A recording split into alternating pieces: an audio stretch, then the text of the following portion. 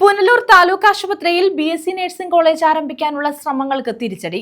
Class നടത്താൻ ആവശ്യമായ സ്ഥല സൗകര്യം ലഭ്യമാകാത്തതാണ് പദ്ധതി അനിശ്ചിതത്വത്തിലാക്കുന്നത്. നിലവിലെ വിദ്യാഭ്യാസ വർഷത്തിൽ ക്ലാസ് ആരംഭിക്കുമെന്നായിരുന്നു പ്രഖ്യാപനം. ഇതേവരെ പ്രാഥമിക പ്രവർത്തനം പോലും നടത്താനായിട്ടില്ല. സംസ്ഥാനത്തെ മാതൃകാ താലൂക്ക് ആശുപത്രിയായ പുനലൂർ താലൂക്ക് ആശുപത്രിയിൽ നഴ്സിംഗ് കോളേജ് ആരംഭിക്കാൻ കഴിഞ്ഞ വർഷമാണ് തീരുമാനിച്ചത്.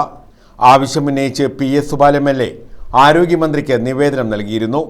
നഴ്സിംഗിനൊപ്പം പാരാമെഡിക്കൽ കോഴ്സുകൾ തുടങ്ങാനും പദ്ധതിയിട്ടു. ആരോഗ്യവകുപ്പിന് കീഴിലെ state institute of medical education and ടെക്നോളജിയുടെ നേതൃത്വത്തിലാണ് ഇതിന് നടപടി ആരംഭിച്ചത്. ക്ലാസുകൾ നടത്തുന്നതിന് ആശുപത്രിയിലോ അധികം അകലെയല്ലാതെയോ 10,000 ചതുരശ്ര അടി വിസ്തൃതിയിലുള്ള കെട്ടിടം വേണമെന്നായിരുന്നു നിർദ്ദേശം. ഇതിന്റെ ഭാഗമായി MLAയുടെ നിർദ്ദേശപ്രകാരം കഴിഞ്ഞ മാർച്ചിൽ SIMET nursing college director doctor Asha S. കുമാറിന്റെ നേതൃത്വത്തിലുള്ള സംഘം താലൂക്ക് ആശുപത്രി സന്ദർശിച്ചു. ക്ലാസ് മുറികളും ലാബ് സൗകര്യവും ഒരുക്കാൻ ആശുപത്രിയിലും തൊട്ടുചേർന്നുമായി മതിയായ സ്ഥല സൗകര്യമുണ്ടെന്നാണ് സംഘം കണ്ടെത്തിയത്. ഒപ്പം 2025 അധ്യയന വർഷം കോഴ്സ് ആരംഭിക്കാനും തീരുമാനിച്ചു.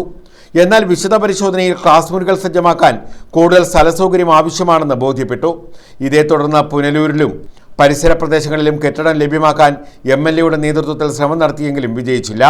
പുനലൂർ മണ്ഡലത്തിൽ തന്നെ ഏതാനും വർഷമായി പൂട്ടിക്കിടക്കുന്ന സ്വകാര്യ എഞ്ചിനീയറിംഗ് കോളേജിന്റെ കെട്ടിടം ലഭ്യമാക്കാൻ ശ്രമിച്ചെങ്കിലും ഇതും ഫലം ചെയ്തില്ല. നിലവിൽ പദ്ധതി അനിശ്ചിതത്വത്തിലാണ്.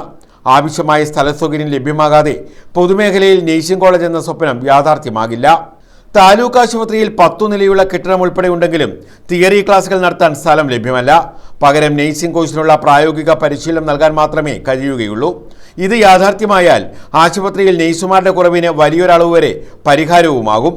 ഇതേസമയം സ്ഥലം ലഭ്യമായിട്ടില്ലെങ്കിൽ പോലും പദ്ധതി ഉപേക്ഷിച്ചിട്ടില്ലെന്നും ബദൽ സൗകര്യമൊരുക്കുന്നതിന് ഊർജിതമായ ശ്രമങ്ങൾ നടന്നുവരികയാണെന്നും MLAയുടെ ഓഫീസ് പറയുന്നു. News bureau, Punalur.